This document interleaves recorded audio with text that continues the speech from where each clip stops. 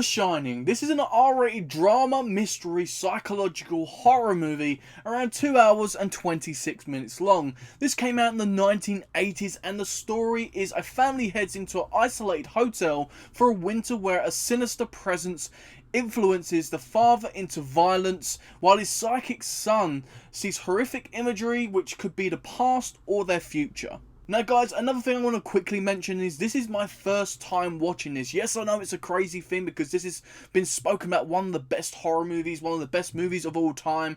But yeah, this is my first time watching this and I have not read the novel, so I'm not going to be comparing it in any way, shape or form. Let's jump straight into the good points. Now the good points about this movie is this is one of them type of movies where you can watch it one time and come away with something and watch it again and find something else within the movie. And I love them type of movies because it gets you thinking all the time. So for me as a reviewer, I could review this now, watch it again maybe tomorrow and do another review, and my review will be different because there's new things which I found within the movie. This is a movie which you could do an exam on, and that's what I really am interested in. Stanley Kubrick is inspired many other filmmakers and just film lovers in general with this movie. Whether it's the scenes, the creativity, the direction, the writing, everything comes together and inspires many other people. Now talking about Stanley Kubrick, he obviously directed this movie and also wrote the screenplay. Obviously Stephen King wrote the novel, but I ain't going to be talking about the book in general. So Stanley Kubrick is a genius. For this movie especially, I only have to watch it once to know what this guy is about. He's absolutely genius. Does stuff for a reason, and it works every time. You can tell, I've heard many stories before watching this about certain actors in this movie, the way he worked with them, the way he done things to antagonise them or get them into a certain mood. I've heard so much great things with this director, and it just goes to show with this final piece. Creating a perfect horror movie really means setting a certain tone, and this movie does all three things right. It sets an atmosphere, mystery, and tension. All the way through, I always felt like something was going to happen. Each shot, even when they're having fun around the hotel, I was always wondering and trying to look around and find things. It really was tensed all the way through. Obviously, the mystery throughout this movie is Jack basically ripping apart his family because of this paranormal presence, which is a scary thing. And then obviously, as we go through, we're finding out and hearing things, which is really building the mystery up, and we're still confused of what's happening throughout this movie. We also get to find out, obviously, Jack's past, which really obviously makes us question him as a character for what he's done to his son and other things that have been mentioned. Really, this is all about setting them three things in place: atmosphere, mystery, and tension, and this does it. This script is absolutely amazing. Some of the best writing I've ever heard and ever seen. Really, especially that scene with Jack on the stairs where he's going up, talking to obviously his wife Wendy, and he's basically saying, "I'm gonna bash your head in," and stuff like that. He's going completely insane. It's some of the best acting, some of the best writing I've ever seen. The story of this movie is so epic, and the thing is, it's so simple but so entertaining at the same time. We start off with these characters basically moving to this new place because he's got a new job opportunity, he needs the work, he needs the money, and then what happens throughout is a complete mystery, and we're left still questioning. Another thing with this movie is the character development. We get that. It's absolutely amazingly done. Again, down to the direction, down to the writing, down to even the actors really taking the potential of these characters to a whole new level. From the beginning to end, each character really drastically changes. When you look at the family, they get to the hotel and there's about half hour of footage of them just having fun, getting to know the place, cooking, eating, doing all just basic stuff. And then Kubrick's genius work just basically kicks in, and you really start to see the characters change. Things start to get tensed and things start happening. Another character in this movie, apart from the family, is the hotel, which is constantly changing. You see one thing in one scene and it goes to the same location in another scene and something's been moved or something has changed. This hotel is alive and it is a character as well. The horror imagery in this movie I thought was so creative, so original. It is so great. You've seen other movies take things from this movie because of how creative Stanley Kubrick was with this movie. The things that come to mind when it comes to the horror imagery, of course, is the lift with the blood, and as well as the two girls, the red rum on the door, things like that, a little bit of creativity which really makes a big impact. The biggest thing for me with this movie is the psychological aspect. This is a psychological horror movie, and that psychological aspect to it makes this movie what it is. It really is. You're left questioning, especially with the ending, with that photo which you see where Jack's character was actually the caretaker. We're assuming, is that photo real? Is it not? Everything in this movie has question marks over it. You do not know. There is no confirmation with this movie, which is just so genius in what they do with this movie. It's unbelievable. As well as the other people we see in this. Are they really ghosts? Are they real people?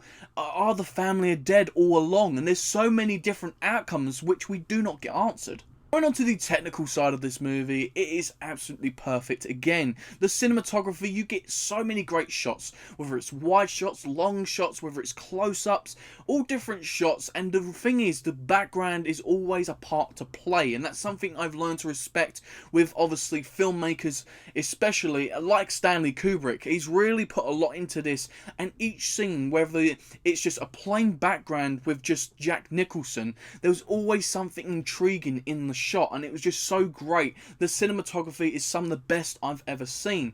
The score is perfect for this movie as well. It really is perfect because it builds that tension again, and it really starts getting you worried for the characters that you care about, and really just sets the movie into place. Not only that, the other music really aligns with this movie as well perfectly and complements it as well. The pacing of this movie is really good as well. For the runtime, which is so long, 2.5 hours long, I didn't feel like it was 2.5 hours long. I completely enjoyed myself from beginning to end, even though I'm not a big fan of slow-paced movies.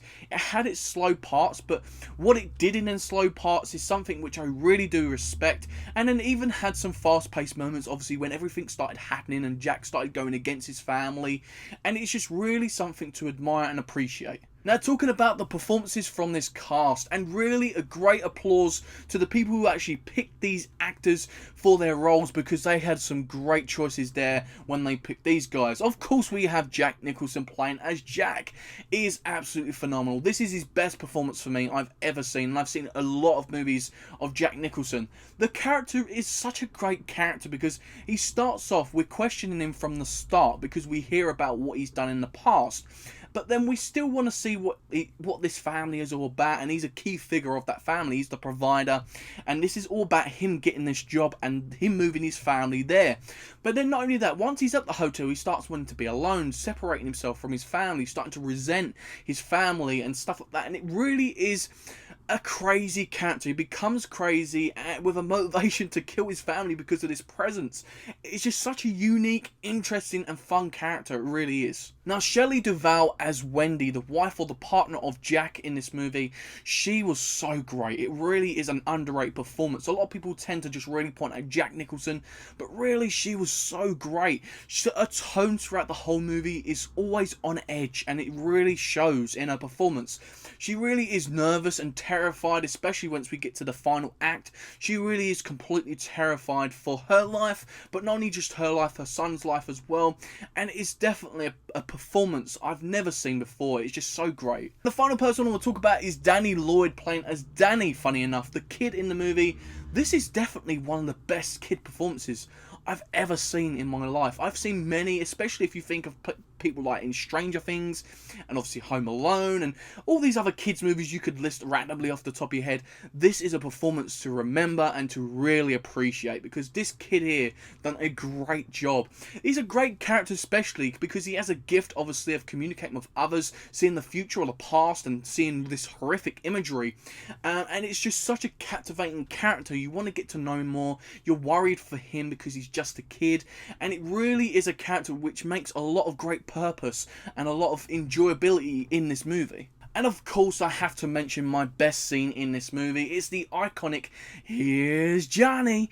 That is the best scene, of course. It is so iconic. Many other movies like to use it, and only Jack Nicholson can pull it off. It's absolutely perfect. My favourite scene out of the movie. So guys, let's have a look at what the critics had to rate this movie. We have IMDb giving it a 8.4 out of 10. Rotten Tomatoes giving it a 85%. And Metacritic giving it a 66. My rating for this movie is A 10 out of 10. That makes this an amazing movie. Guys, I am on a roll with giving out 10 out of 10s. That is the third one this year now. Overall, guys, I think I'm in love. I think I really am in love. Movies that I'm watching lately are just really, really enjoyable. This may be one of the best horror movies of all time, guys. I'm really saying that. I'm still questioning a lot of things that happened in this movie.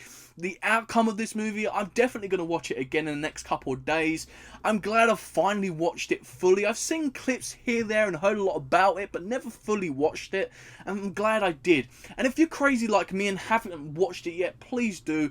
And learn to respect the craft of Kubrick and everybody else involved with this movie. So guys, a 10 out of 10 for The Shining. Don't forget to let me know your ratings and thoughts in the comment section down below. Did you love it? Did you hate it? Do you agree with my opinions and my rating? Let me know in the comment section down below. I'd love to get into a great discussion. Also guys, I recently done a Joker review. If you want to go ahead and check that out, link will be in the description and an annotation at the end of the video, of course. Also guys, don't forget to check out the last review for the Best of Horror YouTube series, where I spoke about The Witch, another great horror movie which I did give a lot of detail in.